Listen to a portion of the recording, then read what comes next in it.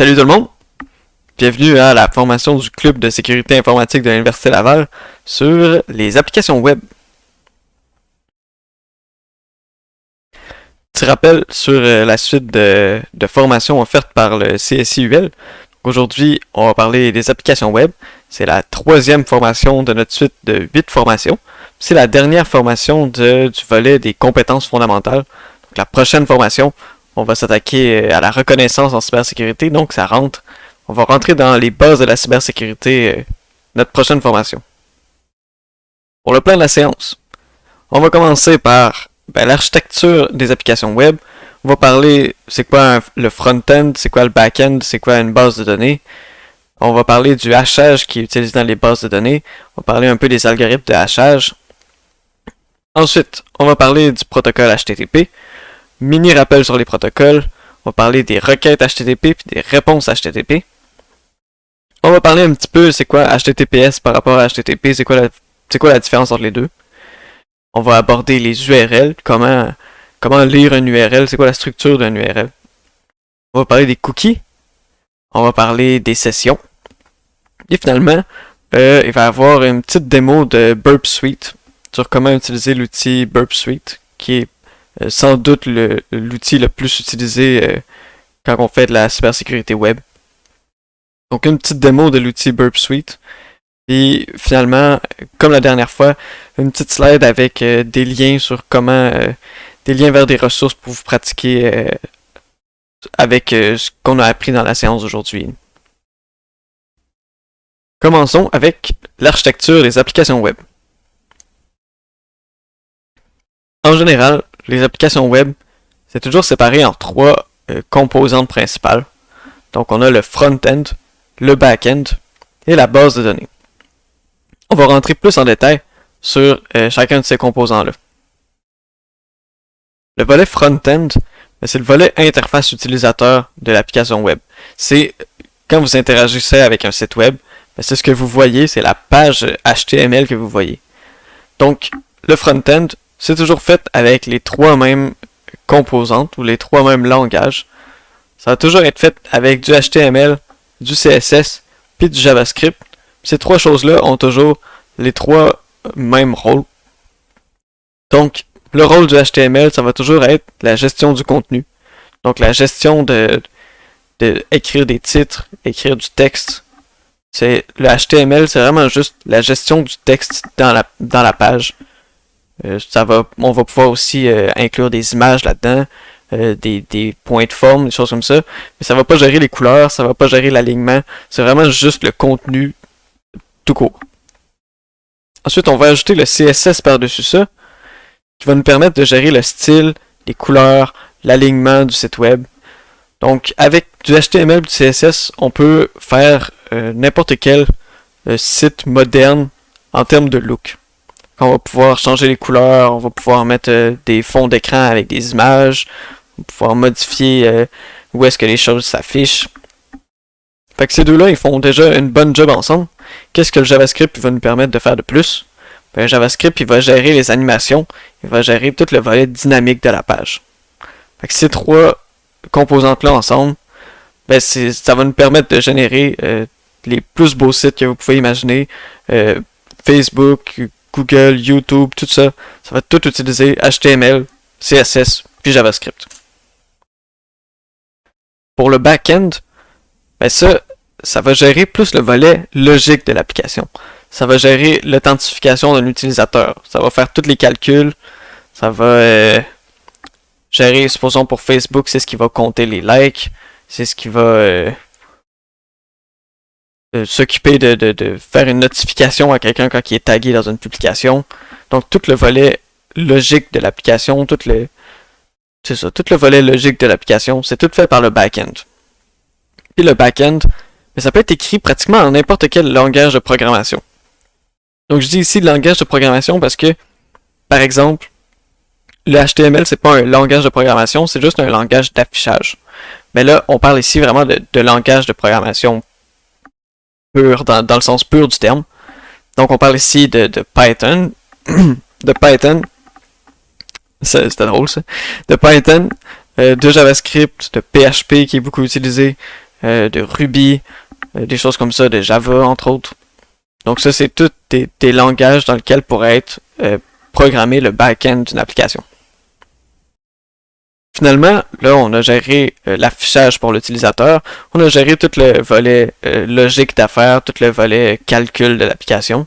Maintenant, ça nous prend un endroit où stocker nos données. Fait que ça, c'est ce que la base de données va faire.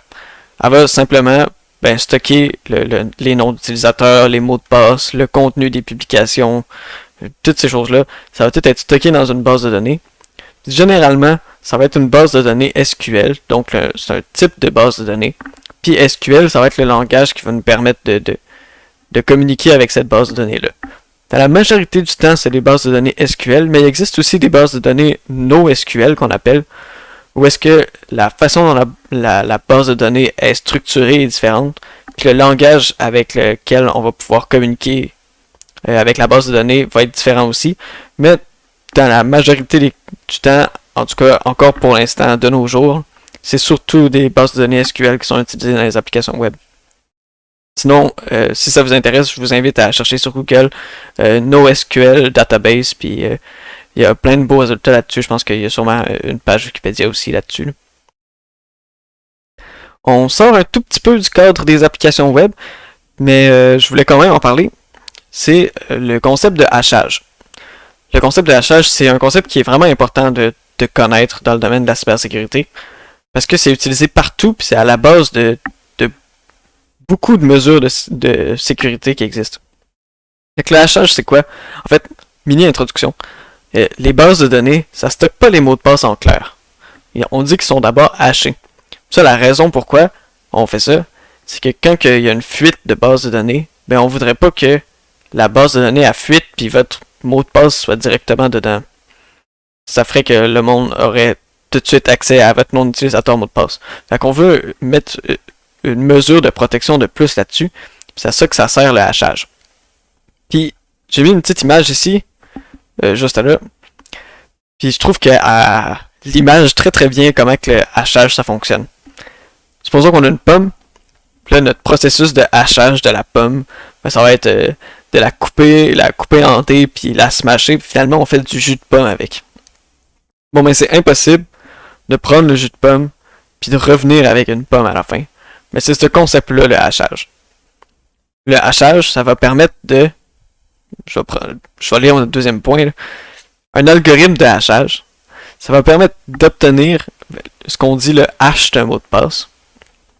Puis le hash d'un mot de passe, c'est impossible d'obtenir le mot de passe à partir du hash.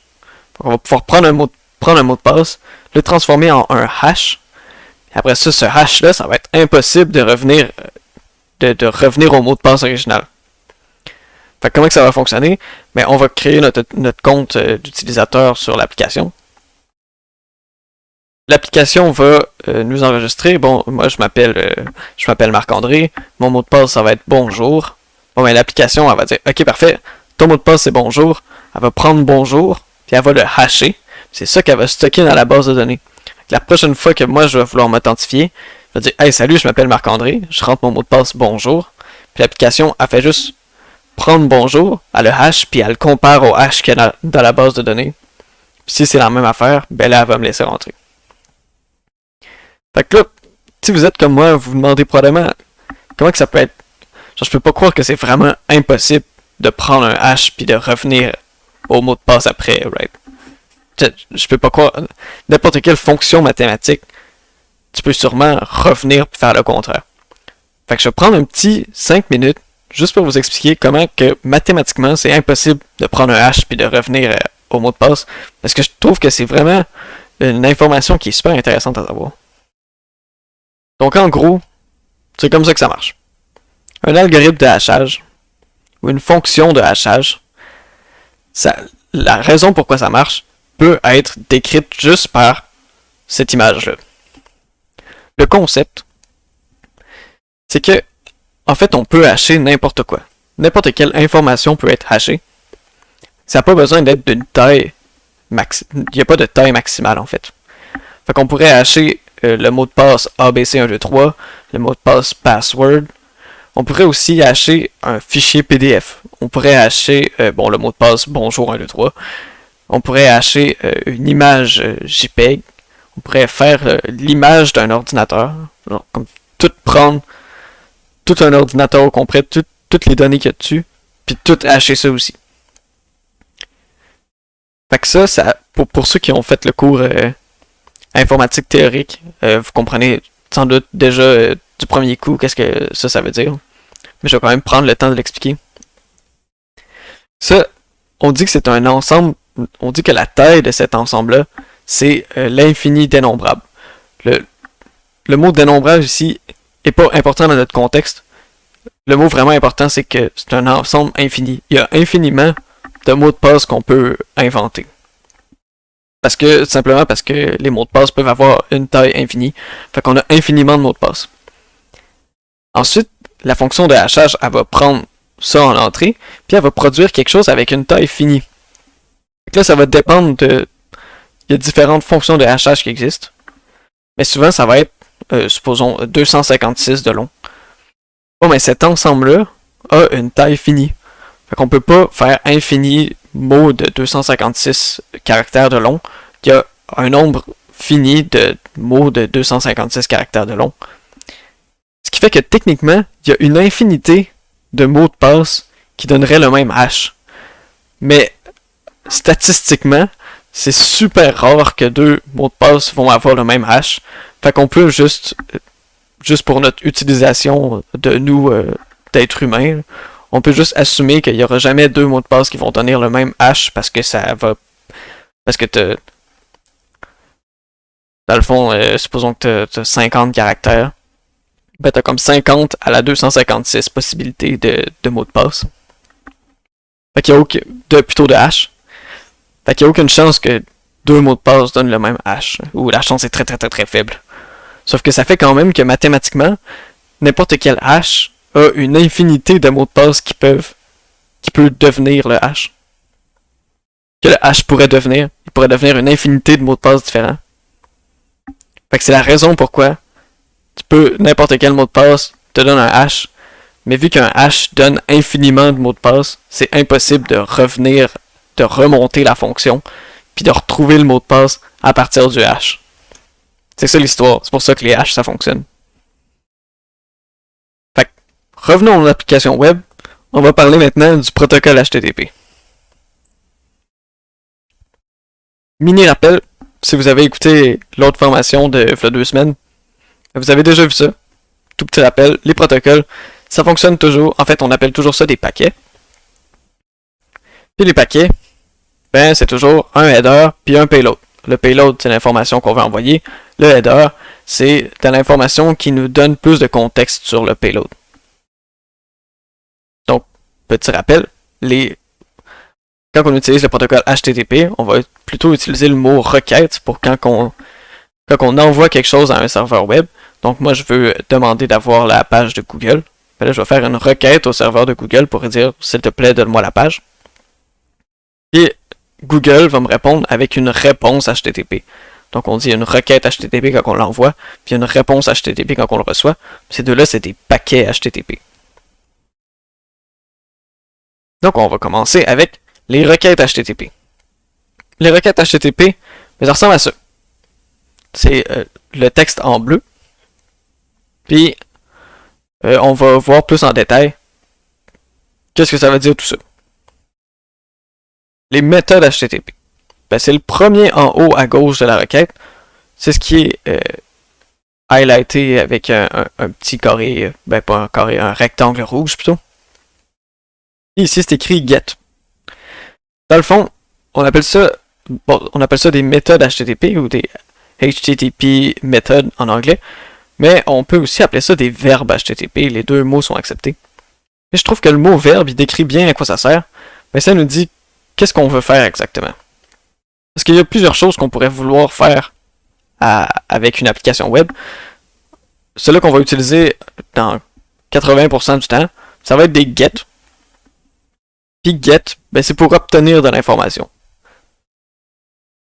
Fait que, comment qu'on lit ça? Ben c'est get avec le path, le chemin sur l'application. Fait que supposons que je parle à Facebook, je vais dire un get, supposons que je veux voir ma page de mon profil. je vais écrire get avec slash avec le nom de mon profil. Je ne me rappelle plus Facebook comment ça marche, c'est probablement slash user slash avec le nom du user, quelque chose comme ça. Bon, vous comprenez le concept pareil. Là. Ça va toujours être écrit get, après ça slash profile slash Marc-André Beaulieu par exemple. Puis avec tout le reste d'informations qu'on va voir qu'on va voir tantôt. Puis ça va vouloir dire, ben s'il te plaît, Facebook, donne-moi cette page-là. Puis Facebook va répondre avec le contenu de la page. Ça, c'est un exemple de get. Ensuite, qu'est-ce qu'on peut vouloir faire d'autre avec une application? Ben, on peut vouloir envoyer des données. Puis ça, on va faire ça surtout dans la grande majorité du temps quand on va remplir des formulaires HTTP, quand on va vouloir, par exemple, s'authentifier à un site web. Bon, ben, quand on s'authentifie à un site web, on veut en fait envoyer nos données d'authentification. On veut dire, ben tiens, ça c'est mon mot de passe, puis ça c'est mon username. Ben, on va utiliser à la place de get, on va utiliser post. Deux autres exemples, c'est pas, il y en a plus que 4, mais c'est les 4 les plus utilisés. Put, ça va être pour déposer un fichier sur le serveur, puis delete, ça va être pour supprimer un fichier sur le serveur. Puis ces deux-là, quand ils sont souvent, ils sont interdits par un serveur web. Fait que si j'écris, supposons qu'on garde l'exemple de Facebook de tantôt, si je fais une requête put sur un serveur de Facebook, il va juste me dire que la méthode est pas acceptée, est refusée par le serveur. Mais, des fois, le monde, ils vont mal paramétrer leur serveur. Et ça va faire que ils vont garder put, ils vont donner le droit aux gens de déposer des fichiers. Fait que ça va permettre à un utilisateur malveillant de déposer un fichier avec un script dedans, puis après ça, d'exécuter le script. Fait que de pouvoir exécuter des commandes sur le serveur. Donc ça, c'est super, super dangereux. Fait que ça, super dangereux quand c'est mal utilisé. Puis delete, ben c'est la même chose. C'est un petit peu moins grave parce que l'utilisateur malveillant va pas pouvoir exécuter du code sur le serveur. Mais il va pouvoir juste supprimer plein d'affaires sur le serveur, puis ça va tout faire planter. Fait qu'on veut pas non plus que les utilisateurs puissent juste déliter les fichiers dans notre serveur. Fait que ça, c'était deux exemples que je voulais mettre parce qu'ils sont particulièrement pertinents dans le domaine de la cybersécurité des applications web. Ensuite, là, on a parlé du verbe HTTP, de la méthode HTTP. Mais là, tout le reste, c'est de l'information qui fait partie du header. Le header, mais qu'est-ce que ça contient? Ça va toujours contenir au moins le host, puis le host, ça dit à qui que je veux parler. Ici, c'est www.javat.com. Dans notre cas, dans notre exemple de tantôt, ce serait Facebook par exemple, ce serait facebook.com.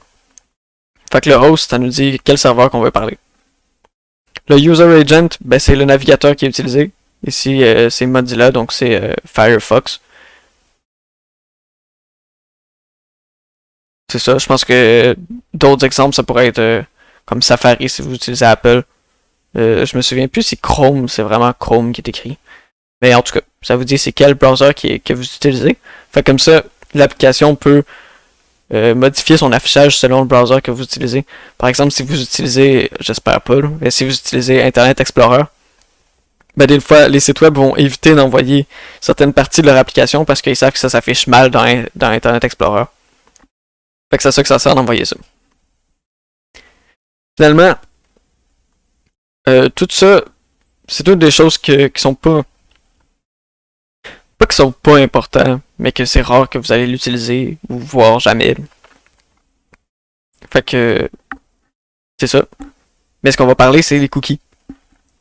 Puis les cookies, ici ils s'affichent pas, mais normalement les cookies font partie de ce qui s'afficherait dans les headers aussi. Fait qu'on aurait un cookie 2 points.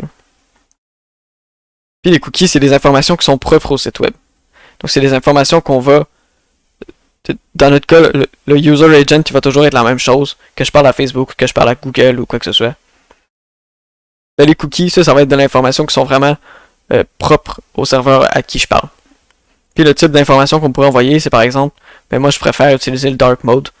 Fait que quand que je parle à, supposons, Facebook, puis supposons mon cookie, ça va être dark mode égale true. Bon, ben, à chaque fois que je vais envoyer des requêtes à Facebook, disons, je fais un get sur la page d'accueil, ben Facebook, il va m'envoyer la page d'accueil, mais vu que vu qu'il a vu que moi, dans mes cookies, j'ai dit que j'aimais mieux le dark mode, ben il va m'envoyer la page dark mode. Finalement, on a vu toute la partie header. Maintenant, ben, il y a la partie body aussi. Puis la partie body n'est pas utilisée quand on fait... En fait, ça va dépendre de quel verbe HTTP qu'on utilise. Quelle méthode HTTP qu'on utilise. Quand on utilise un get, ça, je pense que j'ai jamais vu de body dans un get. Par contre, quand on utilise un post, ben, l'information est envoyée dans le body. Fait que, quand j'utilise un HTTP post, donc la méthode post, exemple, comme mon exemple de tantôt pour m'authentifier à une page web, ben, je vais envoyer mon username puis mon password, ça va être dans le body de ma requête. Donc comme c'est écrit ici, là c'est écrit tfuname puis tfupass là. C'est une drôle de façon de l'écrire. Mais en tout cas, ici il écrit son name c'est test puis son mot de passe c'est test. Fait que ça c'est dans le body de la requête. Puis le header puis le body de la requête, dans le code HTTP, c'est séparé avec un enter. Fait qu'il y a un enter ici, puis après ça, il y en a un deuxième là. C'est ce qui sépare le header du body. Fait que c'est tout pour les requêtes. Maintenant, on va voir les réponses HTTP. Donc les réponses HTTP, ben ça ressemble beaucoup, c'est du HTTP, donc évidemment ça ressemble beaucoup aux requêtes. Puis c'est séparé, bon, en header puis en body. Fait qu'on va voir la première ligne du header, là c'est écrit bizarrement où est-ce qu'on dirait qu'il y a un enter, là, mais il n'y a pas de enter là d'habitude. Fait que tout ça, ça fait partie du header de la réponse. Ça va être le body de la réponse. Le body, c'est pas compliqué, c'est le contenu de la page web. Donc c'est qu'est-ce que le site web veut qu'on affiche nous autres dans notre browser. Donc c'est le front-end. Puis le header, ben, ça va être d'autres informations qu'il veut nous envoyer. Fait que ça, on va voir ça plus en détail. On note entre autres que le code HTTP est tout de suite en haut. On va voir tout de suite c'est quoi le code HTTP. Le code HTTP, vous êtes probablement déjà, en fait vous êtes sûrement déjà familier avec ça. C'est le fameux 404 not found. Le 404 not found, c'est un exemple de code HTTP qui est notre première ligne. Donc ça nous dit HTTP / 1.1, donc c'est la version de HTTP qui est utilisée. Ça, c'est pas très important. Ce que ça nous dit après, c'est qu'est-ce qui s'est passé, qu'est-ce que le serveur nous donne un très très très bref résumé, donc un code d'erreur, ou plutôt un, ben ouais, c'est ça, le code HTTP. Ça nous dit qu'est-ce qui s'est passé dans la requête. C'est quoi, quel type de requête que je suis en train d'envoyer. Quel type de réponse que je suis en train d'envoyer. Ça peut aller de 200 jusqu'à 500 quelque chose. Puis c'est séparé chaque niveau, donc 200, 300, 400, 500, représente un type d'information différent. Et 200, c'est pas compliqué, ça veut dire, ok, tout a marché. Ensuite, 301, 302, c'est des... J'ai mis des exemples, mais il y a plus que juste 301 et 302 dans la lignée des 300. Mais là, ici, ce que ça... 301 et 302, c'est des redirections. Donc, c'est un message informationnel. Ce que ça veut dire, c'est qu'il n'y a pas d'erreur. Tout s'est bien passé. Sauf que je suis en train de te rediriger. Ça veut dire l'utilisateur ne va pas voir une erreur s'afficher dans son browser. Il va juste se faire rediriger. Fait que c'est juste informationnel pour dire tout va bien, je fais juste te rediriger à quelque part d'autre. Ensuite, quand on rentre dans les 400, là, ça veut dire que là, c'est des erreurs. Les 400, en gros, c'est que c'est une erreur qui a été commise par le client. Donc par nous qui a utilisé notre browser pour aller se promener sur le site web, c'est que c'est nous qui a fait une erreur, c'est nous qui a envoyé de l'information qui n'était pas correcte. Des exemples de ça, mais 401 et 403, c'est des accès refusés. Ça veut dire que tu as demandé à voir quelque chose que tu n'avais pas le droit de faire. 404, c'est 404 not found, ou élément qui n'a pas été trouvé dans le site web. Ça veut dire, ben, tu m'as envoyé une requête sur quelque chose, puis moi je le trouve pas. Fait que t'aurais pas dû faire cette requête-là, on peut dire. C'est une erreur du client dans le sens où est-ce que le client a demandé pour une ressource qui n'existe pas. Finalement, la ligne des 500, ben là, c'est des erreurs qui sont du côté serveur. Ça veut dire le client toi qui es le browser, tu m'as envoyé une requête qui était vraiment correcte. Sauf que moi, ben, mon serveur de mon côté a planté, fait que je te réponds avec des 500. Fait que ça peut être bon, des 500, 501, 502, 503, 504, là. Tout ce qui est dans la gamme des 500, c'est des erreurs qui sont du côté serveur. Là, bon, j'ai déjà dit plusieurs fois, il y en a plus que ça. Je vous invite à checker la page Wikipédia sur les codes HTTP, ils sont tous répertoriés là. Ou même, juste si vous envoyez un jour in the wild, là, pendant que vous faites des tests, là, vous envoyez un que vous avez jamais vu, mais ça vaut toujours la peine de faire une petite recherche Google de 5 secondes pour comprendre exactement c'est quoi que ça veut dire cette erreur-là. Ça veut-tu dire que c'est un accès refusé, ou ça veut dire que j'ai fait une requête pour un élément qui n'existe pas, ou toujours pratique de savoir exactement ce code HTTP là, il veut dire quoi exactement. Ça c'était le code HTTP, donc la première ligne de la réponse d'une réponse HTTP. Ensuite, on rentre dans les headers. Les headers d'une réponse HTTP. Ben, encore une fois, il va toujours avoir beaucoup d'informations. Ici, je me concentre sur 3 de ces informations-là. Les autres, bon, on va avoir entre autres la date. Donc la date que la réponse a été envoyée.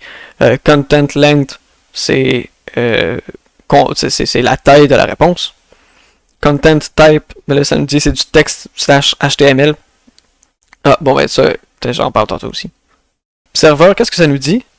Mais ça nous indique c'est quoi le serveur web utilisé. Donc ici, par exemple, il nous dit Apache /2.2.14. Ça veut dire que c'est Apache 2.2.14 qui est utilisé comme serveur web. Donc c'est l'application Apache. C'est le produit Apache qui est utilisé pour runner le serveur web. Puis ça, ben c'est pas toujours une bonne idée de l'afficher en tant que développeur là, qui a setupé son serveur web. Ça aurait peut-être été une meilleure idée en termes de cybersécurité de pas afficher ça. Parce que ça donne un indice super clair, super rapide sur est-ce que la version du serveur web est à jour. Puis si elle n'est pas à jour, ben est-ce qu'il y a des vulnérabilités. Fait que moi, supposons, je suis en train de faire un test d'intrusion sur une application web. Je veux hacker une application web. Tout de suite, je m'en vais voir la page d'accueil. Je regarde la réponse HTTP du serveur, puis il me répond serveur Apache 2.2.14. Mais déjà, c'est un gros red flag parce que c'est une version vieille de Apache. Puis après ça, ben, la première chose que je vais faire, je vais aller sur Google, je vais taper Apache 2.2.14 Vulnerabilities. Puis je vais tomber sur toutes les vulnérabilités de cette version-là d'Apache parce que c'est pas la dernière version à jour. Fait que ça aide beaucoup. C'est des low-hanging fruit, là, on peut dire. Ça va nous donner beaucoup d'informations rapidement. Si le serveur il nous donne justement l'information serveur dans le header. Ensuite, content type. Je l'ai évoqué un tout petit peu tantôt. Ici, c'est écrit texte HTML, donc ça va nous dire c'est quoi exactement le contenu de ma réponse. Ici, ben, texte HTML, c'est pas compliqué, c'est que c'est une page HTML. Mais ça pourrait être image, ça pourrait être du son, ça pourrait être un fichier, donc un fichier à télécharger. En fait, ça va nous dire à notre navigateur comment afficher le contenu qu'on est en train d'envoyer. Puis finalement, il n'est pas affiché ici, mais à travers tout ce qui pourrait être envoyé dans le header, il existe aussi 7 cookies. Donc c'est un peu la version serveur de cookies. Ça indique au client de stocker un cookie. Donc il va avoir 7 cookies, 2 points. Ici, supposons en dessous de connection, il pourrait avoir 7 cookies, 2 points. Avec le nom du cookie, puis la valeur du cookie, puis toutes les autres données en lien avec le cookie. De toute façon, on va parler des cookies plus tard dans la présentation. Donc ça, c'est les 3 gros peut-être à apporter plus attention. Petite capsule sur HTTPS. Depuis tantôt, on parle de HTTP, mais en fait, HTTPS, c'est juste une extension de HTTP, donc quand on va communiquer avec un site en HTTPS, l'information va être envoyée de la même façon. Mais qu'est-ce que ça rajoute de plus HTTPS? Ben, HTTPS, ça permet l'encryption des headers puis du payload pendant la communication entre le client et le serveur.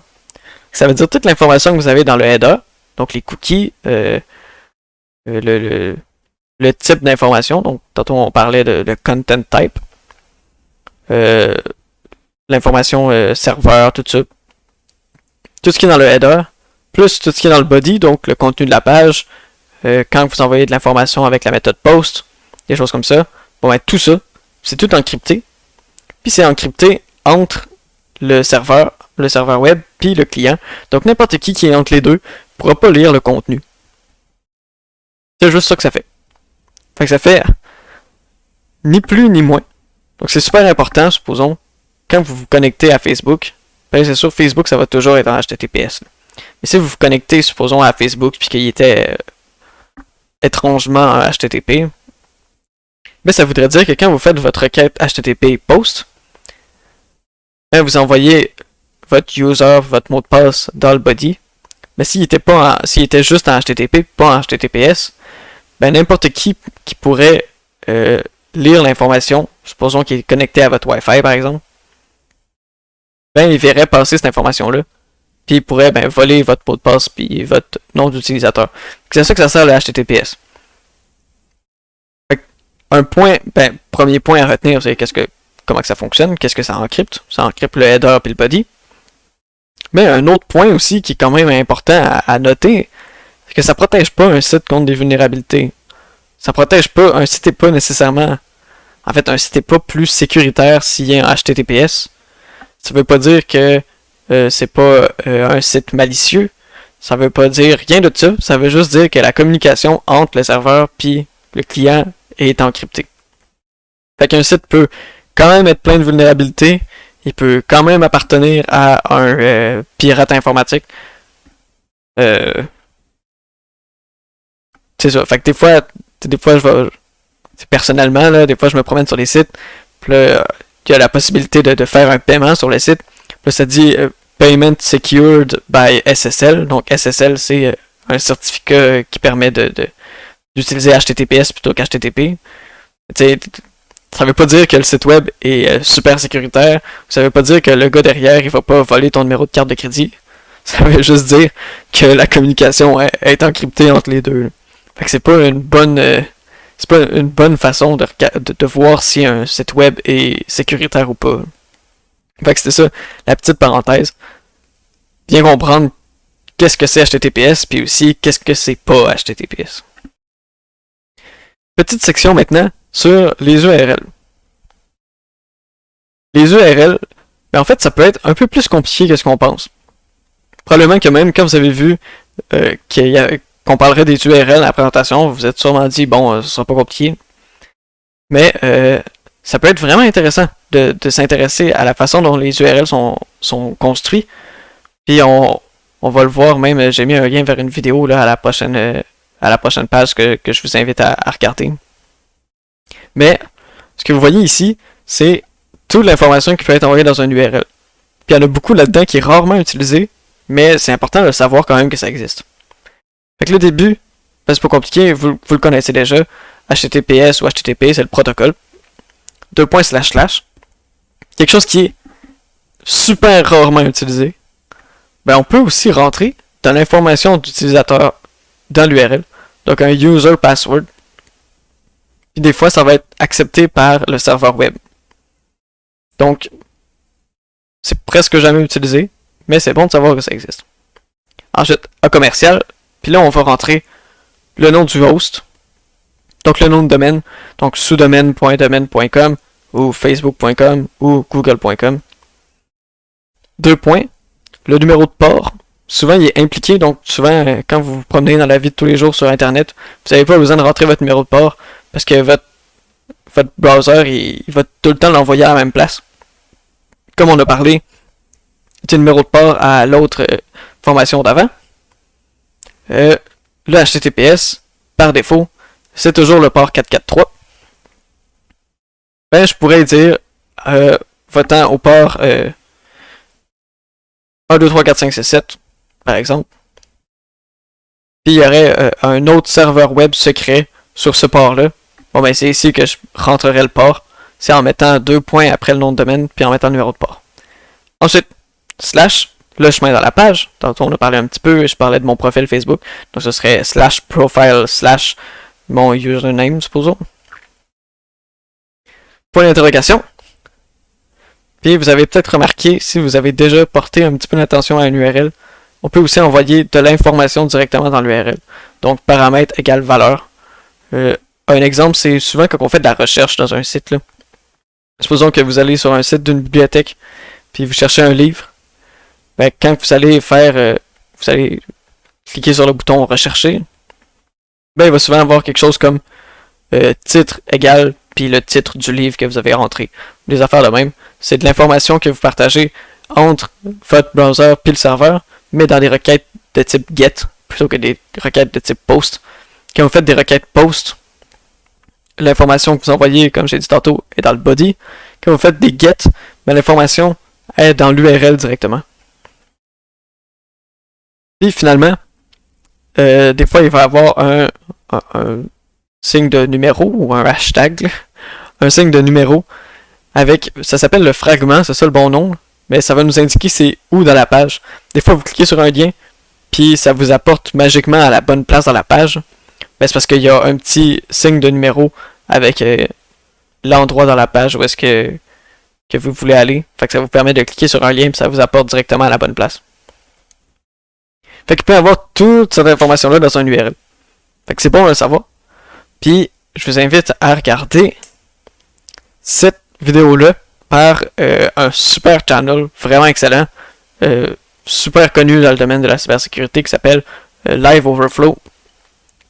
Puis, il a fait une vidéo de 15 minutes sur... bon, je sais pas si j'ai le droit de lire à voix haute, le nom de la vidéo, là, mais c'est... Comment est-ce que c'est dur de comprendre un URL? Vraiment excellente vidéo qui explique dans un cas quand même assez poussé de comment que vu qu'un URL ça peut être super long puis ça peut être complexe à comprendre pour un programme, même pour un serveur web, un URL ça peut être un peu compliqué à comprendre, mais ça peut apporter des vulnérabilités en exploitant justement la difficulté d'analyse d'un URL tellement que ça peut contenir d'informations. Super intéressant comme vidéo, je la conseille très très fortement. Je mettrai le lien dans la description. Finalement, on a parlé de HTTPS tantôt, maintenant on parle des URL. Maintenant on parle de HTTPS dans les URL. Puis, c'est juste un point que je veux apporter. C'est que le HTTPS, ça encrypte pas le contenu de l'URL. Ça va juste encrypter le header puis le body, mais ça va pas encrypter l'URL en haut. Fait que ce que ça fait, c'est que l'information que vous passez dans soit user password ou paramètre valeur, ben c'est pas encrypté. Fait que tantôt on va parler des cookies, en fait c'est ce qui s'en vient tout de suite. Après les cookies, on va parler des sessions. Puis ben, des jetons de session. Des fois, il y a des applications web qui vont les envoyer dans l'URL plutôt que de l'envoyer dans le body. Ça, ce que ça fait, c'est que tout le monde sur Internet peut voir passer le jeton de session dans l'URL. Puis ça, on va voir tantôt pourquoi c'est problématique, mais c'est problématique au niveau de la cybersécurité. Quelqu'un pourrait voler le jeton de session. C'est quelque chose à prendre en note, garder dans un coin de votre tête. Même si c'est encrypté en HTTPS, l'information qui est envoyée dans l'URL, ben c'est pas encrypté. Fait que même, supposons que vous aviez un paramètre qui s'appelle email avec votre email, ben votre email n'est pas encrypté. N'importe qui est sur le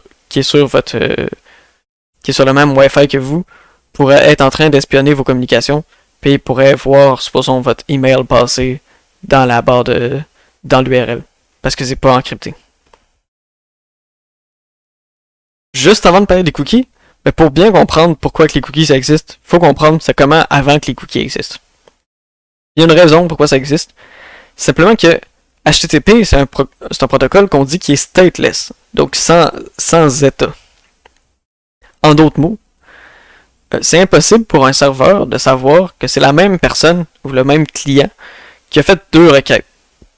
Fait que chaque fois, je dis à Facebook, hey, je veux voir la page d'accueil. Facebook il dit, ah ouais, il m'envoie la page d'accueil. Après ça, je redis 2 secondes plus tard, hey, envoie-moi la page d'accueil. Puis, il n'y a aucune façon à Facebook de savoir que c'est la même personne qui a demandé 2 fois la page d'accueil. Ça, c'est extrêmement problématique parce que ça fait que, là, on parle c'est un peu les débuts de l'Internet. Ça fait que le concept d'authentification n'existe pas. Parce qu'il n'y a aucune façon de savoir. Je peux pas me créer un profil. Parce que le serveur web ne peut pas savoir quand je suis connecté. Parce qu'il ne peut pas savoir c'est qui envoie les requêtes, dans le fond. Chaque fois, il reçoit une requête, il fait juste répondre, mais il sait pas c'est qui. C'est extrêmement problématique. Ça nous prendrait une façon de s'assurer que le serveur il sait à qui parle. Fait que la solution, c'est ajouter une information de plus dans le header pour rendre la communication client-serveur plus cohérente. Puis ça, c'est les cookies. C'est à ça que ça sert les cookies. Que cookies, ça pourrait par exemple dire au serveur que le client veut avoir des pages en français, supposons. Fait que dans mon cookie, il pourrait avoir, plutôt dans mes cookies, il pourrait avoir un cookie que ce serait langage égale FR.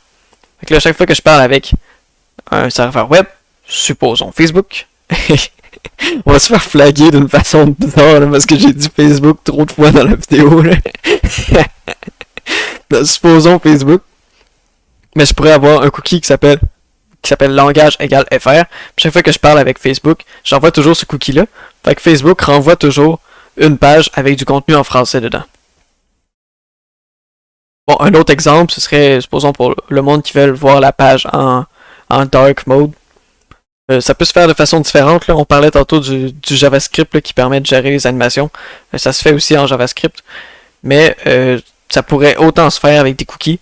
Ou est-ce que là, à chaque fois que je communiquerais avec un serveur, je mets faut comprendre que les cookies c'est propre au serveur. Là. Fait que je ferais pas envoyer à, supposons, Google, pour en nommer un autre. Je pourrais pas y envoyer un cookie comme langage égale FR qui appartient à Facebook puis que Google reconnaît pas. C'est vraiment chaque serveur il crée lui-même des cookies que tu vas pouvoir utiliser quand tu vas parler à ce serveur-là. Fait que c'est ça. Donc un autre exemple, je pourrais en parler à Google, supposons que Google avait un dark mode puis qu'il donne le droit de setter un cookie qui s'appelle mode égale dark. Bon chaque fois que je vais communiquer avec Google, je pourrais mettre mode égale dark dans mes cookies, puis il va toujours me répondre avec des pages en noir plutôt que des pages en blanc. Bon, ça c'est des exemples d'utilisation de cookies, mais ce qu'il y a à retenir, c'est qu'un cookie permet de rendre, de donner un état aux requêtes HTTP, dans le fond, au protocole HTTP, alors que HTTP avant était stateless. Donc comment ça vient au monde un cookie? C'est envoyé par le serveur. Le serveur, il va mettre dans, on l'a vu tantôt, dans la réponse HTTP, il va mettre 7 cookies, 2 points, avec des cookies. Donc ici, c'est un exemple de serveur qui a répondu 7 cookies, 2 points, puis avec toute l'information qu'il a mis dedans. C'est quoi cette information-là? On voit ID égale value, c'est le nom du cookie. Le cookie ici, il s'appelle ID. Égale, puis value, c'est la valeur du cookie. Donc ici, notre cookie s'appelle ID, puis la valeur de notre cookie, c'est value. Ensuite, expires, ça nous dit quand le cookie expire. Fait que ça veut dire que le Tuesday, c'est mardi. Le mardi 21 mai 2015, à 3h25, GMT, donc le time zone, ce cookie-là, il va être expiré. Fait à partir de ce temps-là, pile, chaque fois que notre browser va communiquer avec le serveur web, il n'utilisera plus ce cookie-là. Fait que fort probablement que le serveur web va voir qu'on n'utilise plus le cookie, puis il va nous renvoyer un autre qui est à jour. Finalement, le path, il va nous dire où dans le site web qu'on peut l'utiliser. Donc à quel chemin dans le site web. Ici, c'est pas compliqué, path c'est slash. Fait que ça veut dire n'importe où, à partir de slash, tu vas utiliser le cookie. Fait que c'est n'importe où dans le serveur web, dans le fond. Dans le site web. Fait que ça, c'est l'information qui est envoyée dans un cookie. Notre serveur, il dit, dans le fond, à notre navigateur, stocke cette information-là. Puis chaque fois que tu vas communiquer avec moi, renvoie-moi l'information que je viens juste de t'envoyer. Fait que ça va permettre de toujours garder cette information-là dans l'échange entre le navigateur puis le serveur, ou plutôt le client puis le serveur. C'est la même chose quand je parle de navigateur puis je parle de client, c'est la même chose. Donc, qu'est-ce que ça peut avoir comme information un cookie? On l'a déjà vu, ça commence par, tantôt c'était ID value qui était écrit, c'est le nom du cookie égale la valeur. Ensuite, point virgule, expires avec la date que le cookie est périme, dans le fond, ou est-ce que le navigateur l'utilisera plus. Le path avec le chemin où est-ce que le cookie doit être utilisé. On peut aussi rajouter domaine avec le domaine où est-ce que le cookie doit être utilisé. Ça, on va aller plus en détail là-dessus. Puis on peut rajouter, entre autres, deux autres qui sont les deux plus importants au niveau de la cybersécurité. HTTP only, qui dit dans le fond, partage pas le cookie quand c'est demandé par un script JavaScript. Fait que ça protège contre des vulnérabilités qu'on appelle les vulnérabilités XSS. On va en parler un petit peu plus loin tantôt, mais on va en parler beaucoup plus en détail dans la formation sur les vulnérabilités des applications web. Mais dans le fond, ce que ça nous dit, c'est que quand on communique avec du HTTP, envoie-moi le cookie, mais quand il y a du code qui s'exécute dans la page puis qui te demande un cookie, mais envoie-y pas. Fait que ça peut aider. Ça va aider à contrer ces vulnérabilités-là qui s'appellent les vulnérabilités XSS. Secure, ce que ça nous dit, c'est envoie pas le cookie si la communication n'est pas en HTTPS. Donc si c'est en HTTP, envoie pas le cookie. Envoie le cookie seulement si c'est en HTTPS. Fait que ça aussi, ça peut nous aider au niveau cybersécurité. C'est toujours une bonne pratique, chaque fois que vous mettez un cookie, de lui donner la propriété secure, à moins que vous en ayez pas de besoin. Supposons pour quelque chose comme le langage que j'en ai tantôt, là, supposons qu'il y avait un cookie qui s'appellerait langage égale FR. Mais là, pas besoin de mettre secure parce que c'est pas grave, même si la communication était en HTTP, ben c'est pas grave si quelqu'un voyait que nous autres on parle français, c'est pas une information personnelle. Fait que là, pas besoin de mettre secure. Mais supposons que dans notre cookie, il y avait quelque chose qui nous permettrait de nous identifier ou de l'information personnelle. Ben là, on mettrait secure. Puis on mettrait HTTP only aussi. Un peu plus de détails sur l'attribut domain. Donc, l'attribut domain ici. Plus de détails comment c'est interprété par le navigateur. Ou plutôt dans quel cas est-ce qu'il va envoyer le cookie, puis dans quel cas est-ce qu'il va pas l'envoyer, selon les différents exemples de domain. Donc dans l'exemple, si domain égale, supposons, domaine.com, ça pourrait être facebook.com, ben le cookie va aussi être envoyé à tous les sous-domaines. Donc, sous-domaine.domaine.com. Donc un exemple, c'est si un cookie est enregistré pour google.com, ben quand vous allez sur Google Drive, c'est drive.google.com, fait que le cookie va être aussi envoyé à drive.google.com, puis à docs.google.com si vous utilisez Google Doc, puis bon, toutes les quelque chose.google.com va toujours envoyer le cookie à ça. Ensuite, si on met le domaine du cookie comme étant a.domaine.com, mais le cookie il va pas être envoyé si c'est b.domaine.com. C'est quand même assez simple, c'est assez intuitif. Là. Fait que s'il y avait a.a.domaine.com, ça va être envoyé. S'il y avait b.a.domaine.com, ça va être envoyé aussi. Mais si c'est b.domaine.com, là, ce ne sera pas envoyé. Finalement, s'il n'y a pas de spécification du domaine, donc si je suis un serveur, je fais set cookies, j'envoie un cookie, je dis pas domaine, c'est quoi?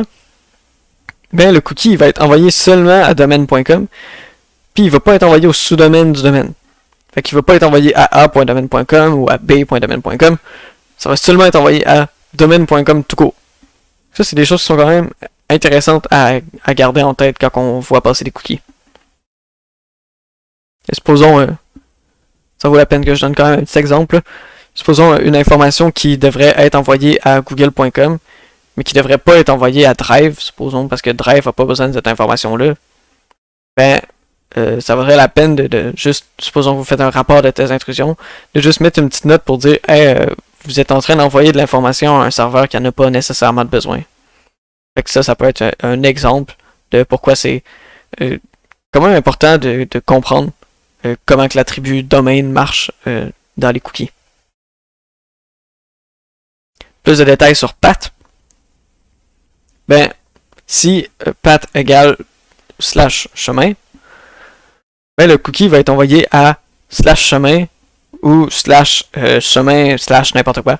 Fait, dans le fond, il va être envoyé à le chemin qui est spécifié dans le path, plus n'importe quel chemin qui suit. Mais ça va pas l'envoyer à, supposons, slash accueil. Ça va pas envoyer à n'importe quoi d'autre qui commence pas par ce qui est affiché dans le path. Maintenant, les sessions. Ben, les sessions, c'est des types de cookies. Fait qu'on a déjà vu c'est quoi les cookies. Les sessions, c'est juste un type de cookie. Mais en fait, c'est les cookies qui servent à s'authentifier auprès du serveur. Fait que ça va être comme une espèce de clé unique. Ça va souvent être une liste de nombres aléatoires, pas de nombres, mais de caractères aléatoires. Puis, ça va permettre, dans le fond, d'éviter que l'utilisateur ait à s'identifier à chaque fois qu'il charge une page, ou qu'il change de page. Ça va permettre à l'utilisateur de dire au serveur web, « Hey, c'est moi Marc-André. » Fait que je vais m'authentifier. Marc-André, mon mot de passe, bonjour. Je m'authentifie à Facebook. Facebook, il dit, « Ok, Marc-André, tiens, je te donne ce cookie-là, que c'est un cookie de session. » On peut appeler ça aussi, des fois, des jetons de session. Puis, ce cookie-là, à chaque fois que tu me demandes quelque chose, envoie-moi le cookie, puis je vais savoir que c'est toi. Fait que tu n'auras pas besoin de rentrer encore ton mot de passe, parce que je sais que c'est toi qui as ce cookie-là. C'est à ça que ça sert les sessions. Ça sert les jetons de session. Donc, des exemples de cookies de session qui sont typiques, donc on voit passer souvent. Ils vont souvent s'appeler Session ID, ou PHP Session ID, ou JSession ID. Des fois, ça va être juste ID. Ça, si vous voyez ça dans vos cookies, c'est que c'est un jeton de session, un cookie qui sert aux sessions. Il y a quand même quelques risques liés aux cookies de session. Ça vous est probablement venu en tête dès que je l'ai dit. C'est que, faut comprendre, les cookies de session, c'est nécessaire. On n'a pas le choix d'utiliser.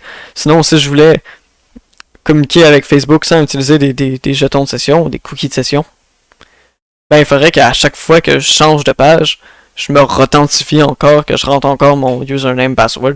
Ça n'a juste pas de bon sens. Fait qu'on est pris pour vivre avec ça, cette idée-là qui est les cookies de session. Mais ça représente quand même un risque. Parce que s'il y a quelqu'un qui réussit d'une façon ou d'une autre de voler ces cookies-là, ça va permettre à un attaquant de s'authentifier en tant qu'un autre utilisateur.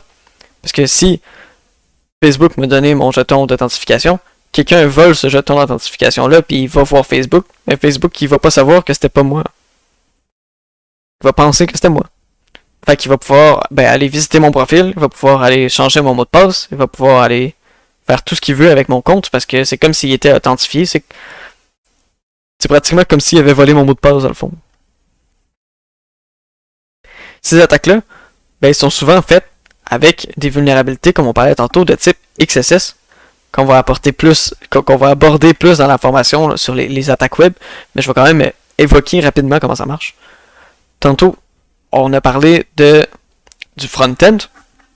Le front-end, on se rappelle que c'est du HTML, du CSS, du JavaScript, gestion du contenu, gestion de la couleur de l'alignement, puis gestion de la logique dans la page, les animations, plein de choses comme ça, de l'interactivité d'une page.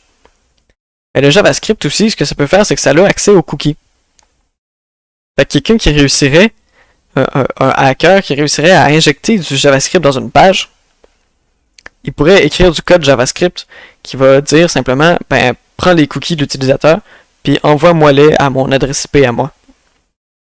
Fait que ce que ça va faire, c'est que chaque fois que quelqu'un va visiter une page, le code JavaScript va s'exécuter, puis l'utilisateur va pas le voir. Ça va s'exécuter, ça va prendre les cookies, puis ça va l'envoyer au hacker. Comment que ce genre de vulnérabilité-là, ça peut arriver? C'est si le serveur web, il gère pas bien quand on envoie du code directement au serveur. Un exemple vraiment classique, là, c'est justement Facebook pourrait être un bon exemple. C'est, supposons que j'écris une publication sur Facebook, puis qu'à la place d'écrire du texte dans ma publication, j'écris juste du code JavaScript, littéralement. Après ça, j'enregistre ma publication, ok, parfait. Ça s'en va dans les serveurs de Facebook. Si les serveurs de Facebook, ils reconnaissent pas qu'il y a du code dedans, puis ils suppriment pas le code, ou en tout cas, ils affichent pas bien le code, ben, ça se pourrait que quand quelqu'un après ça va regarder ma publication, ben le code que j'avais écrit dans ma publication, il s'exécute comme du code JavaScript parce que le navigateur, il sait pas que c'était pas supposé être du code.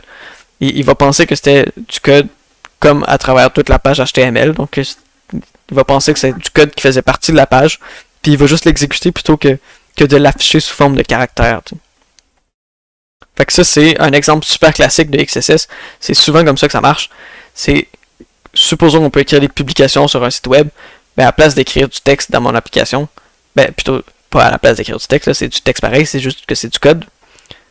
Ben j'écris du code dans ma publication, puis après ça, quand je fais enregistrer, ben le serveur il va afficher la nouvelle publication, mais il va pas reconnaître que c'est supposé être des caractères, il va plutôt le reconnaître comme du code, fait qu'il va exécuter le code. Puis dans ce code-là, je peux lui dire, prends les cookies, puis envoie-les à mon adresse IP. Fait que ça, c'est une façon de voler les cookies de quelqu'un. C'est ça les attaques de type XSS. Maintenant, on va enchaîner avec une démonstration de l'outil Burp Suite, qui est, comme j'ai dit plus tôt, définitivement, sans aucun doute, l'outil qui est le plus utilisé pour faire du hacking web. Donc, super important à bien maîtriser comme outil. Ok, donc je vais lancer Burp. Ici, on voit que j'utilise Burp Suite Professional. Vous allez utiliser Burp Suite Community. Juste pour vous rassurer, là, ce que vous allez voir aujourd'hui, là, ça va être une démo de Burp Suite Professional, là, mais je vais vous présenter premièrement juste les fonctionnalités qu'il y a dans Burp Suite Community. Puis la version Community a 95% des fonctionnalités de Burp Suite Professional sont vraiment très très similaires. Puis ça m'arrive dans d'autres contextes d'utiliser la version Community, puis je me sens pas restreint du tout là, dans l'utilisation de Community par rapport à Professional. Là. Fait que ayez pas peur. Je vous montre aujourd'hui la version Professional, mais quand vous allez installer de votre côté la version Community, vous pourrez très très très bien, supposons suivre la vidéo en même temps, puis faire la même chose de votre côté pour voir si vous comprenez bien, ou même si c'est juste écouter la vidéo, puis quand vous allez l'installer puis jouer dans Burp Suite, vous n'allez pas être perdu, c'est vraiment la même affaire que ce que je vais vous montrer aujourd'hui. Fait que, on va starter, on va cliquer sur Start Burp.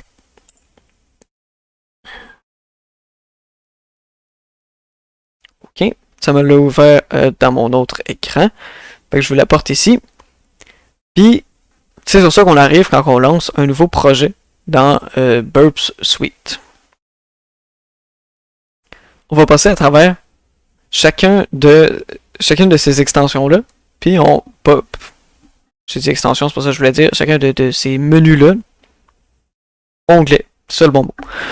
On va passer à travers chacun de ces onglets-là, puis on va parler de qu'est-ce que ça fait exactement, à quoi ça sert. Donc le dashboard, il va pas servir beaucoup. Là, c'est l'exception qui confirme la règle. Le dashboard est surtout utilisé dans la version professional. Dans la version community, le dashboard n'est pas très très utilisé. En fait, tout ce que vous allez avoir, c'est cette petite boîte-là qui est le live passive crawl. Ça, ce que ça fait un crawler, c'est un type d'outil qui est utilisé en cybersécurité, qui est surtout utilisé par Burp. Puis c'est juste comme un mini robot qui va aller visiter toutes les URL qu'il y a dans une page. Fait que quand je vais visiter une page web, mais c'est super pratique d'avoir. En fait, quand je vais hacker une page web, quand je vais faire un test d'intrusion sur une page web, c'est très très pratique d'avoir ce qu'on appelle en anglais une sitemap, donc une carte du site web. Puis une bonne façon de faire ça, c'est d'utiliser un crawler. Qu'est-ce que ça va faire? C'est un petit robot qui va aller visiter chacun des URL qu'il y a dans une page. Fait que je m'en vais, supposons que je vais faire quelque chose de plus imagé avec mon point. Ça, c'est un site web. Je m'en vais sur la page d'accueil.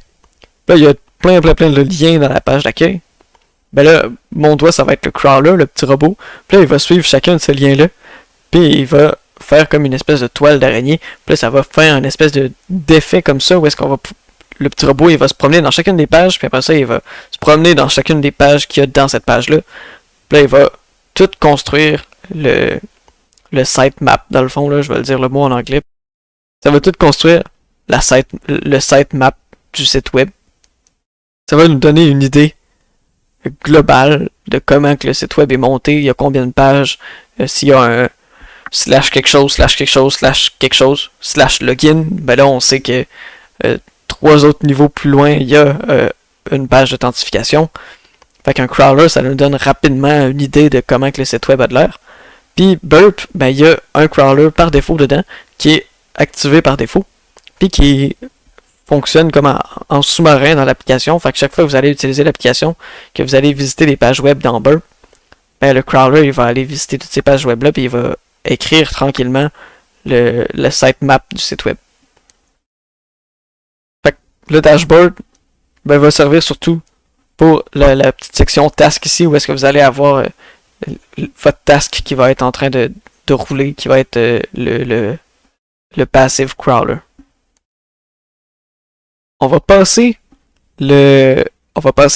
target, puis on va aller à l'onglet proxy, puis on va revenir à target tout de suite après. Je me vais dans proxy. Là, ce qu'on voit, c'est bon, intercept et à on, puis on peut open le browser. Tu sais ce que ça nous dit, on peut open browser, fait qu'on va cliquer là-dessus. La première fois qu'on va open un browser puis qu'on va visiter un site web, après ça, il va s'afficher du stock ici. Fait que la prochaine fois que vous voulez ouvrir le browser de Burp, ça va toujours être à la même place, ça va être dans Proxy Open Browser ici, ça va jamais disparaître. Fait que je vais tout de suite cliquer sur celui-là. Puis ça va m'ouvrir un browser Chromium, donc une version plus légère de Chrome. Puis je vais aller, supposons, sur google.com.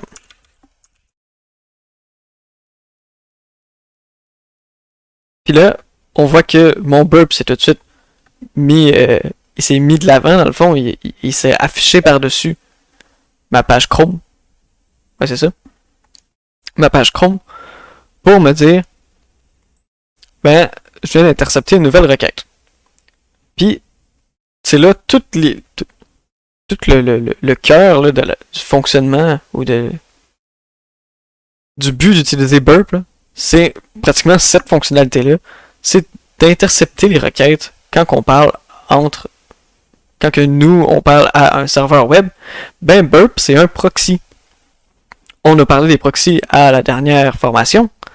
Si vous vous en rappelez pas, un proxy, c'est quelqu'un qui se met entre moi puis la personne avec qui je communique. Puis toutes les requêtes entre les deux, tous les paquets, ils vont tous passer par le proxy. Ben, Burp, c'est un proxy, puis il va nous permettre de nous afficher chacune des requêtes qui passent. Fait que là, ce qu'on voit, c'est que j'ai fait une requête HTTP get à google.com. Fait que c'est exactement comme on parlait tantôt. J'ai mon verbe HTTP qui est get. Je dis que je veux voir le chemin slash. J'utilise mon HTTP 1.1. Mon host à qui je parle, ben, c'est www.google.com. Puis, ben c'est ça. C'est la requête que j'ai envoyée.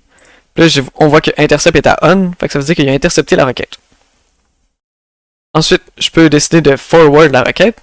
Donc, il va prendre la requête qu'il vient juste d'intercepter, puis l'envoyer vraiment à Google, parce que là, pour l'instant, Google l'a pas encore reçu. Elle est comme prise en otage par Burp en ce moment. Ou je pourrais décider de la drop, donc il va juste la supprimer, puis Google va jamais recevoir de requête. Ensuite, je peux mettre à on ou à off l'option de intercept. Donc, simplement dire, ben, arrête d'intercepter mes requêtes à chaque fois que je veux visiter Google. Je peux dire intercept à off. Action, je pense que c'est la même chose que si je faisais clic droite. Fait qu'on va en parler tantôt de tout ce qu'on peut faire dans le clic droite. Puis finalement, bon, on a vu Open Browser tantôt. Fait que c'est bon. Je vais la forward. Puis là, bon, mon browser va envoyer plusieurs requêtes en fait à Google là, parce que Google est plus complexe qu'un serveur web vraiment simple. Un serveur web plus simple, ça prendrait juste une requête pour y envoyer de l'information. Puis le serveur web nous répondrait. Mais là, vu que c'est Google, il veut qu'on y envoie plein d'informations différentes, puis qu'on veut qu'on y demande de recevoir plein de fichiers différents du site web. Fait que là, on va voir plusieurs trucs passer d'un coup. Là, ça donne une bonne idée de toute l'information qu'on envoie à Google juste en visitant leur site web.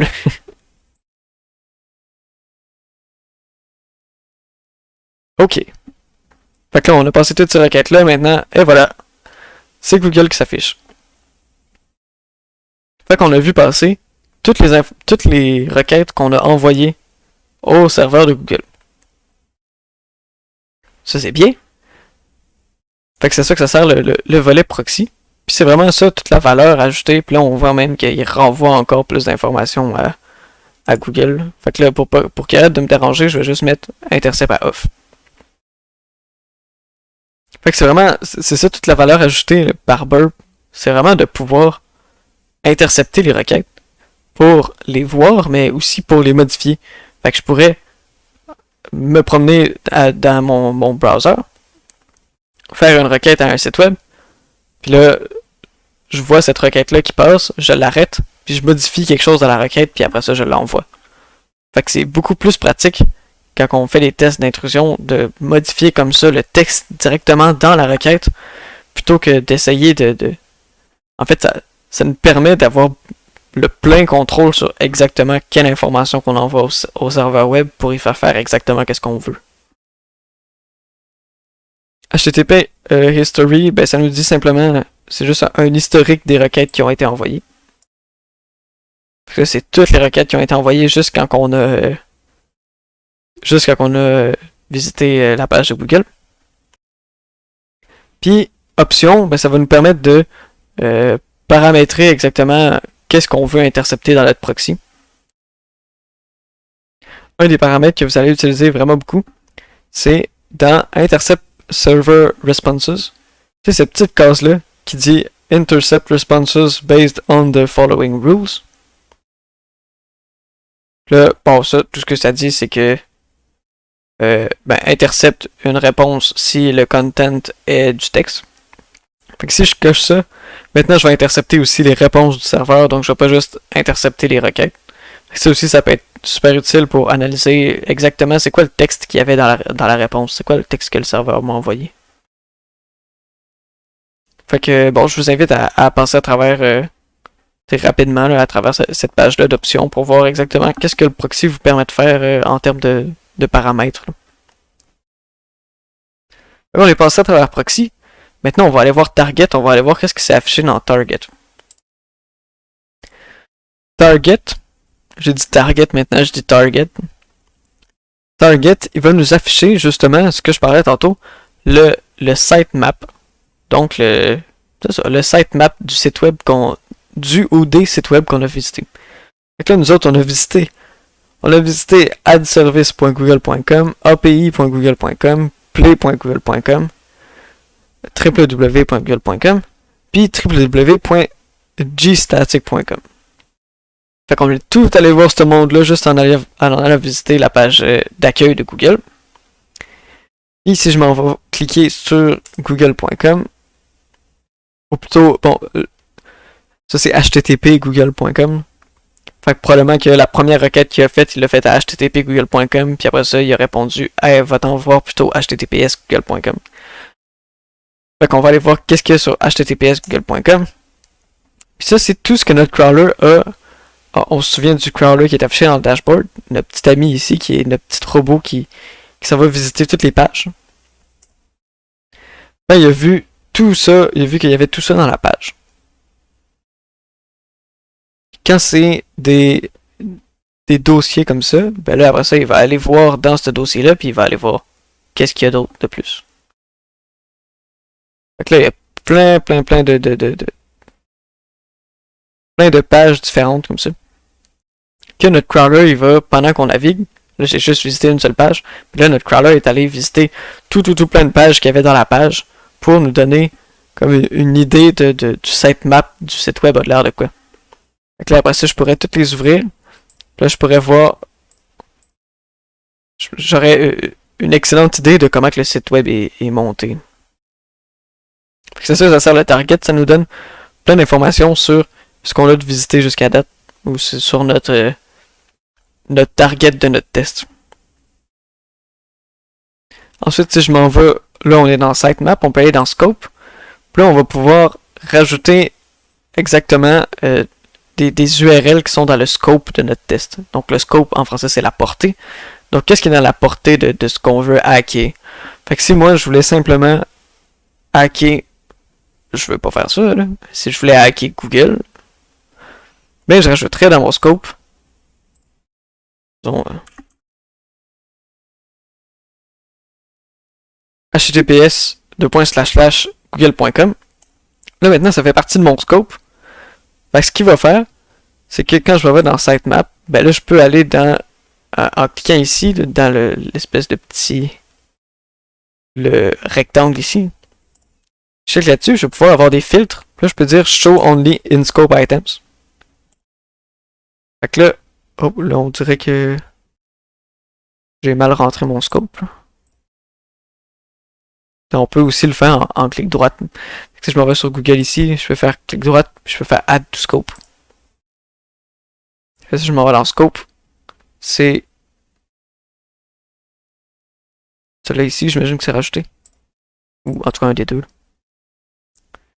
Fait que là maintenant je retourne. Ah, c'est celui-là avec le triple W. Fait que là je retourne dans sitemap. Je peux faire Show Only in Scope Items. Là ça va juste me montrer qu'est-ce que je veux hacker, qu'est-ce qui est dans mon scope. Fait que ça va aider à enlever toute la junk là, qui s'affiche. Fait que c'est plus clean comme ça nous donne une vision plus épurée de exactement quelle information qu'on veut qu'il nous montre. C'est ça pour le volet target. Maintenant, on a vu proxy, on a vu target, on va voir, je saute intruder, je passe tout de suite à repeater. Ici. On voit que c'est vide pour le moment. Ça veut dire qu'il faut qu'on y envoie de l'information. Il faut qu'on mette de l'information dans le repeater. Pour envoyer de l'information dans le repeater, ben, il faut simplement cliquer droit sur une requête puis dire envoie-moi-le dans mon onglet repeater. Supposons que je suis dans target ici. On peut faire ça de plein de façons. En fait, toutes les requêtes qui se trouvent dans Burp, on peut toutes les déplacer d'un onglet à l'autre. Vous allez comprendre quand que je vais vous montrer. Supposons que je retourne dans proxy, je retourne dans intercept, je le mets à on. Je refais une autre requête à Google. C'est pas cette requête-là que je voulais. Ok, celle-là. Fait que j'ai ma requête get à Google que je viens juste d'envoyer. Maintenant, je voudrais avoir une façon efficace de renvoyer cette requête-là plusieurs fois, comme la recycler un peu, sans avoir à aller dans mon navigateur puis la taper à la main. Puis là, je peux faire clic droit, send to repeater. Puis là, on voit qu'on a send to intruder, qui est le intruder ici, send to sequencer, send to decoder, send to comparer. Ah, c'est normal drôle, ils sont pas dans le même mode. Bon, on peut l'envoyer au comparer. Puis voilà. Nous autres, le premier que je vais vous montrer, c'est send to repeater. Puis, ce qui est encore plus rapide que faire clic droit send to repeater, CTRL R, ça va nous l'envoyer notre requête directement au repeater. On s'en va dans le repeater, puis ça nous affiche deux gros panneaux, la requête, puis la réponse. Fait que là, bon, lui, je vais le laisser aller. Je vais mettre intercept à off. Je retourne dans le repeater, puis là, j'ai ma requête ici, puis je peux simplement cliquer sur send, puis je vais avoir la réponse de Google. Ce que Google a dit, c'est un 302 fente. Donc, en fait, c'est une redirection. Puis là, je peux leur renvoyer la requête autant de fois que je veux. Sans avoir à chaque fois, chaque fois que je voudrais avoir cette requête-là, aller dans mon navigateur, taper google.com, bon, c'est tout ce qu'on a fait avant. Maintenant, on n'a plus besoin de faire ça. On peut juste le faire une fois, puis l'envoyer dans le repeater, puis le renvoyer autant de fois qu'on veut. Puis ça va être une super bonne façon de, après ça, modifier la requête. Je veux visiter /allo. Puis là, bon, là, c'est drôle parce que Allo, c'est un vrai service Google qui existe pour vrai, là. Fait que là, il nous redirige à allo.google.com. Mais si je m'en vais sur, supposons, un chemin qui n'existe pas, je dis this path does not exist. Ça n'existe pas. Là, ce coup-là, il nous a répondu avec un 404 not found. Donc, c'est une super bonne façon de prendre une requête en particulier, puis jouer avec, puis voir c'est quoi que le serveur répond quand on envoie cette requête-là. Puis là, on a un petit 1, mais je pourrais... même, ça c'est une requête, ça veut dire que je pourrais l'envoyer au repeater. Fait que je fais clic droit, send to repeater. Là, je viens de le renvoyer encore au repeater, j'ai envoyé une autre copie. Fait que là, maintenant, c'est le petit onglet 2. Fait que là, j'ai 1 puis 2 ici, puis là, 2, je peux la renvoyer aussi. Je peux renommer mes requêtes ici, fait que ça peut être pratique là, quand on est rendu à comme 15 requêtes que vous avez sauvegardées. Ça peut être pratique de les nommer à la place. Puis, bon, là maintenant, le petit bouton s'affiche, fait qu'autant l'aborder. Là, ici, on voit qu'on a eu un redirect, un 302 move. Que je peux faire follow redirection. Puis là, il va suivre la redirection. Fait que là, maintenant, il a renvoyé la requête que le redirect demandait d'envoyer. Puis là, maintenant, on a un 200 OK. Puis, bon, on a la réponse à la deuxième requête qu'on a envoyée, donc la réponse de la redirection. Ça, c'est le repeater. Maintenant que vous avez vu le repeater, vous allez comprendre le intruder. Le intruder, c'est comme le repeater. On faut qu'on y envoie une requête. Fait que je fais clic droit ici, send to intruder ou CTRL-I. Je l'envoie au intruder. Puis le intruder, c'est un outil de force brute. Donc ça va envoyer plein de requêtes. Puis on peut y spécifier un endroit dans la requête où est-ce qu'on veut modifier cet endroit-là. Supposons que je veux checker plein de chemins différents sur le site web de Google, par exemple.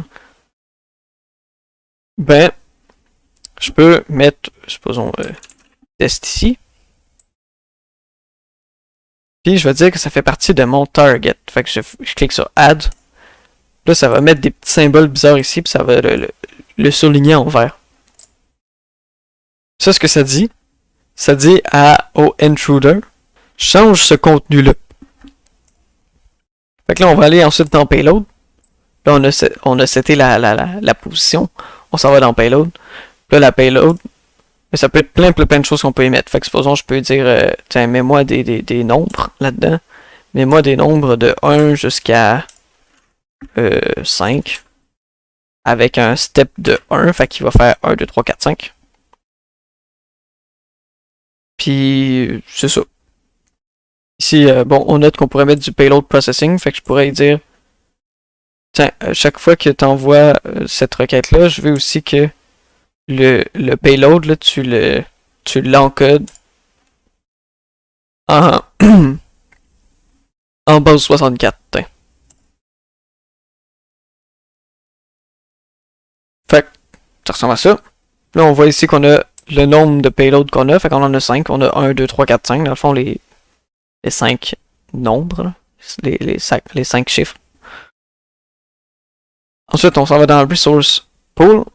Ça, on peut tout laisser ça par défaut. Ça nous dit combien de requêtes qu'on va envoyer par seconde. Ça, c'est une des petites limitations de la version community.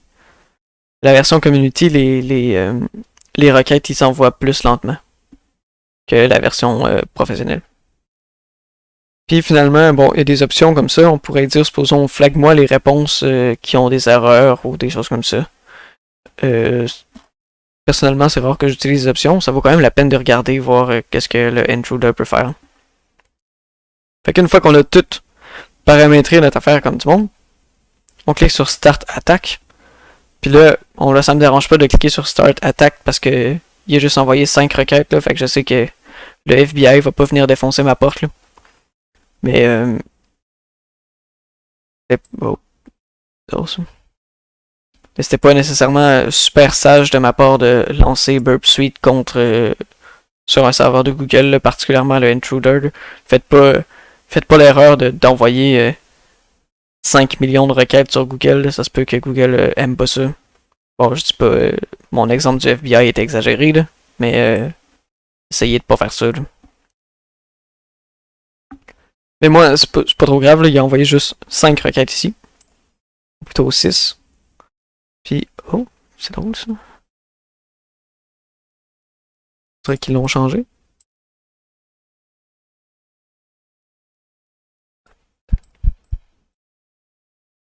Results. Position, payload. Oh, on dirait que j'ai un bug d'affichage. Ok. Bon. Vraiment, on va faire avec pareil, là. Il y a un genre de bug d'affichage, là. Mais ce qu'on voit, c'est que ça affiche chacune des requêtes que j'ai envoyées. Ça affiche c'est quoi le payload. Donc ça, c'est 1 encodé en base 64, 2 encodé en base 64, 3 encodé en base 64. C'est... je sais pas pourquoi j'ai dit C. On voit ici le code HTML, le statut de la réponse. Là, ça nous affiche est-ce que c'était une erreur, est-ce que c'était un timeout. Donc, lui, il dit que c'est pas une erreur ni un timeout. Puis le length, donc la longueur de la réponse.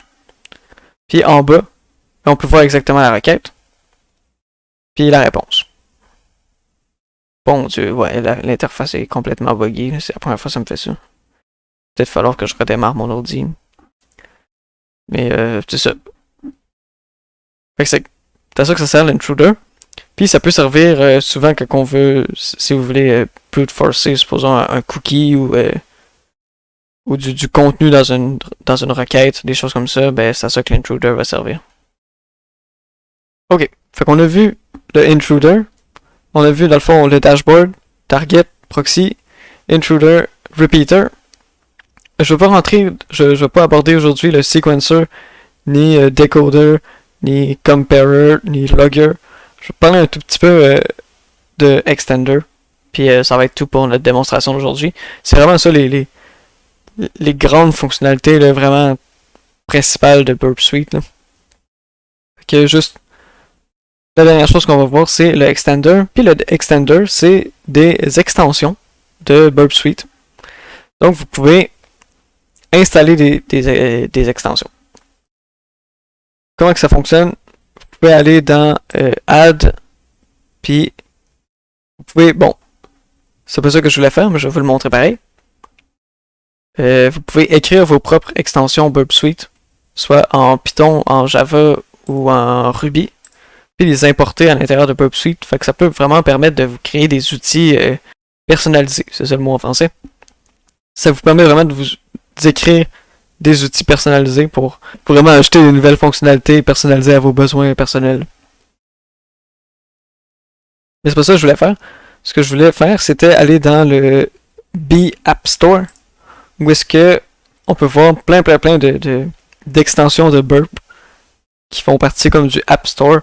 C'est le même concept que les extensions de Visual Studio Code, par exemple. Puis ça, il y en a plein qui sont très intéressantes. Même moi, il faudrait que je passe plus de temps à regarder peut-être sur Internet c'est quoi les meilleures extensions Burp ou les plus utiles. Ou si vous êtes en train de tester un type d'application en particulier. Supposons, je sais que pour les applications WordPress, il y a une extension Burp qui permet de scanner des applications WordPress. Fait que ça vaut la peine là, des fois de regarder un petit peu sur Google, voir si y a une extension Burp qui pourrait vous aider dans votre test que vous êtes en train de faire en ce moment.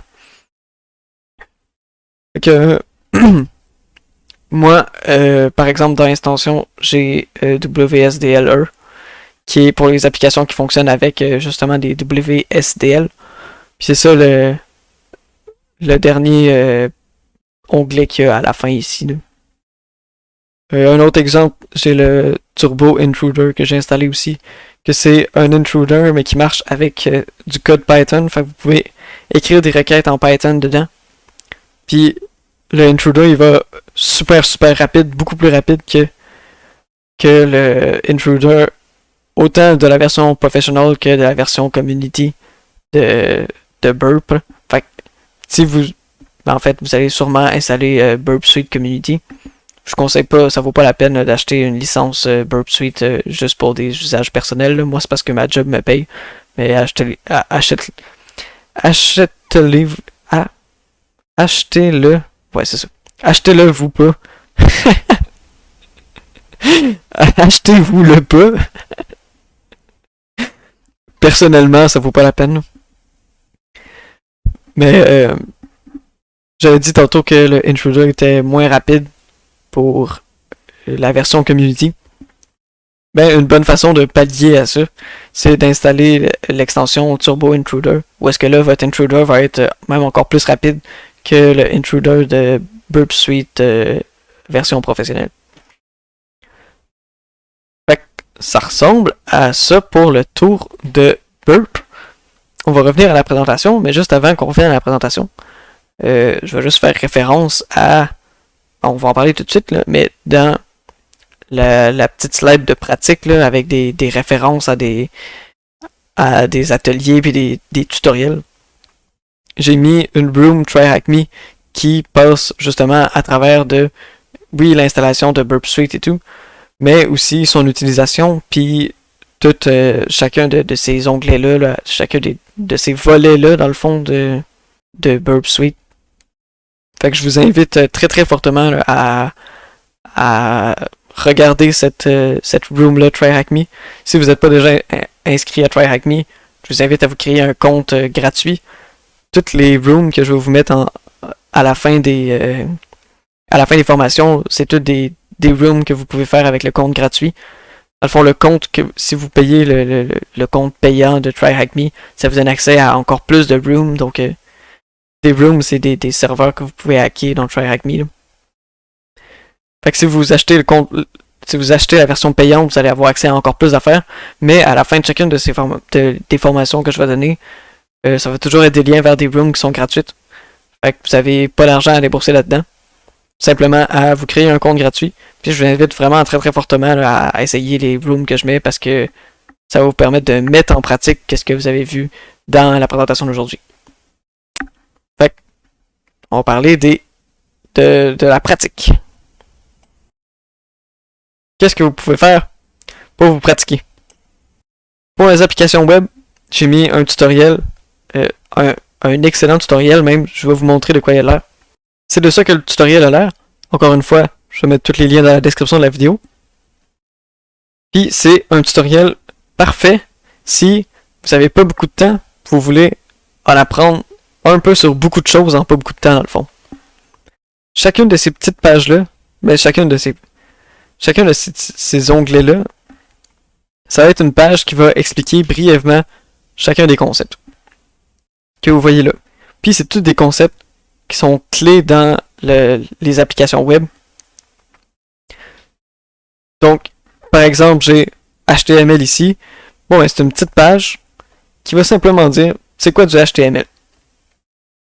Donc, ça passe à travers, ça vous donne des exemples, donc du petit texte. Il y a même des boutons de Try It Yourself, parce que là, ça va vous ouvrir un éditeur avec, là, je vois que j'ai du code HTML décrit à côté. Puis, ça m'affiche qu'est-ce que le HTML y afficherait. Fait qu'il y a des petits éditeurs de même dans la page. Puis c'est pas un gros tutoriel super complexe. Ça va vraiment faire un résumé de qu'est-ce qui est important à savoir sur le HTML. Si vous ne travaillez pas avec du HTML, si vous n'êtes pas comme un développeur front-end, mais que vous avez quand même besoin de savoir c'est quoi le HTML en gros, ben ça c'est parfait. Ça va vraiment juste vous montrer rapidement qu'est-ce que ça fait le HTML, des petits bouts de code pour vous montrer à peu près comment l'utiliser. Puis après ça, ben c'est parfait. Ça vous dit, évidemment, on a un tutoriel HTML complet. Fait que W3 Schools ont des tutoriels super larges sur plein de choses, justement, dont le HTML. Si j'ouvre ça ici, il y a tout ça de tutoriel HTML. Mais le but de ce tutoriel-là, c'est pas ça. C'est vraiment juste de vous donner une vue d'ensemble vraiment rapide sur plein de sujets différents, toujours liés aux applications web. Fait que chacune de ces pages-là, c'est toute une page rapide sur un sujet. Je vous recommande de passer à travers tout ça. C'est tout là-dedans vraiment est pertinent. Puis ça prend pas beaucoup de temps, ça va peut-être vous prendre une demi-heure passer à travers ça. Puis au moins, prochaine fois que vous allez entendre parler de jQuery par exemple, ben vous allez avoir une petite idée de ah ouais, il me semble que j'ai lu ça à quelque part. Je me rappelle avoir lu une page sur jQuery. Fait que ça peut vraiment là vous... Mais je trouve que ça vaut énormément la peine de regarder ça. Fait qu'on revient à ma présentation. Un petit tutoriel. Un environnement de pratique, c'est les trois ici, c'est encore plutôt les deux ici, c'est des Room Try Hack Me. Donc ici, on a une Room Try Hack Me sur les fondamentales du web. Ça, c'est ce qui couvre le volet application web de la formation d'aujourd'hui. Ensuite, je vous en ai parlé tantôt quand je vous ai fait la petite présentation Burp Suite. Une Room Try Hack Me qui va vous parler de comment installer Burp Suite, comment utiliser Burp Suite. Puis il y a même une espèce de petit jeu à la fin là, où est-ce qu'il faut trouver un flag comme les CTF, là, où est-ce qu'il faut trouver un flag dans un site web en utilisant Burp Suite. Donc je vous le recommande. C'est parfait pour apprendre à utiliser Burp Suite au début. Puis en même temps, ben, comme toutes les Room Try Hack Me, puis en fait tout ce qui est environnement de pratique en général, là, c'est toujours super le fun, c'est toujours super trippant. C'est pas ennuyeux comme suivre un cours ou comme suivre regarder une vidéo YouTube, des choses comme ça. Try Hack Me, c'est vraiment pratique, ça vous fait faire les choses pour que vous les compreniez. Fait que chaque fois que je vous mets des liens vers des environnements de pratique, là, je vous recommande fortement d'aller les voir. Là. Fait que c'est ça pour Burp Suite. Puis finalement, on a parlé aujourd'hui des applications web. C'était notre dernière formation qui faisait pas partie nécessairement du volet cybersécurité. Pour reprendre les mots que j'utilisais avant, c'est des compétences fondamentales. Mais à un moment donné, on commence à avoir le goût de faire la cybersécurité. Là, ça fait 3 formations. Là, à un moment donné, on peut-tu bien embarquer dans la cybersécurité? Ben, si vous voulez prendre de l'avance, les vulnérabilités des applications web, j'ai mis un tutoriel qui résume les principales vulnérabilités des applications web. Encore une fois, c'est un tutoriel W3 Schools que je trouve qu'ils sont super bien faits. Bien imagé, bien expliqué. Un petit tutoriel qui vous explique les principales vulnérabilités des applications web. Puis après ça, un tutoriel / environnement de pratique. C'est gratuit. C'est Portswigger Web Security. Portswigger, c'est la compagnie qui fait Burp Suite. Puis c'est des tout petits ateliers. C'est encore plus rapide que des rooms. C'est vraiment juste un tout petit atelier qui vous montre cette vulnérabilité-là. Ben, tu peux la faire de cette façon-là. Ça vous donne un tout petit exemple avec un site web qui est vulnérable à une vulnérabilité, puis il vous fait comme pratiquer un petit peu sur... il vous tient la main, mais il vous fait quand même faire la job pour trouver c'était quoi la vulnérabilité, puis pour la comprendre. Puis à la fin, ben, il y a une explication sur pourquoi ça marche, puis comment ça marchait, puis plein de choses comme ça. Fait que super pratique. Vraiment, vraiment excellent comme ressource. Portswigger Web Security. Par contre, ça couvre seulement les vulnérabilités de type web. Donc, c'est parfait pour la formation d'aujourd'hui, mais ça reste limité au monde de la sécurité des applications web. Donc, ça aussi, je le recommande vivement. Tout ça, je vous le recommande vivement. Ça prend pas tant de temps que ça. Puis, ça peut vraiment, là, c'est un bon kickstart là, pour ce qui est de la sécurité des applications web. Là. Fait que, bon, j'ai déjà pris beaucoup de temps aujourd'hui. La formation va être probablement très longue. Donc, après que j'avais fait le montage, là, ça risque d'arriver à quand même un petit bout. Fait que merci beaucoup d'avoir écouté jusqu'à la fin. Si vous avez des questions, n'hésitez pas à les poser en commentaire. N'hésitez pas à m'écrire sur Discord, sinon, si vous voulez pas poser des questions en commentaire. Même chose que d'habitude. Allez regarder, le site web est nouveau, avec le nouveau logo. J'ai changé le site web aussi. Fait que maintenant, le site web est rendu... je le trouve cool. Je trouve qu'il y a de l'air beau. Fait que je vous invite à aller le voir. Puis c'est ça. Merci beaucoup d'avoir regardé la vidéo jusqu'au bout. Prenez soin de vous. Salut!